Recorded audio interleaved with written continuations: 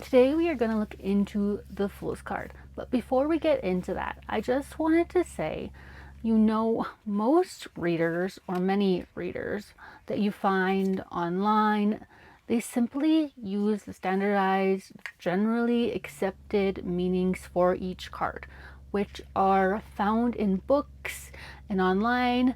The difference between a tarot reader and somebody who's just reading it out of a book is that the purpose of the tarot cards or a tarot reading is that imagery on the card is designed to spark the intuition of the reader to determine what that reader believes that card to mean, while taking into account the purpose of the reading and the intent of the reading and the person being read, who's provided some type of level of information about what they want to being read. Is this a love reading? Is this a money reading?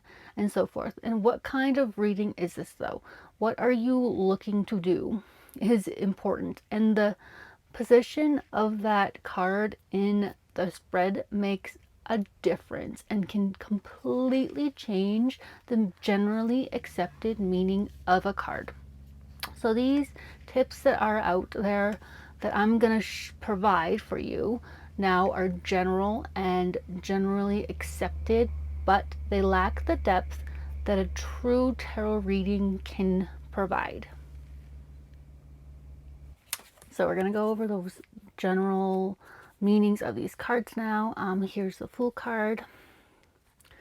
I'm just using from the most common card deck that there is for tarot readings. I have some really cool ones eventually that I'll be using in some of my other videos, but for right now we're just going to use this one.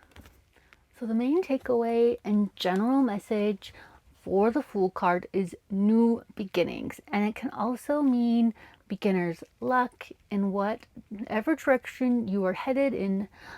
This card really embodies taking risks that are being led by your intuition, and the card wants to encourage you to take whatever leap of faith you may need to take in this stage of your life's journey or path, because it will give you a new lease in life.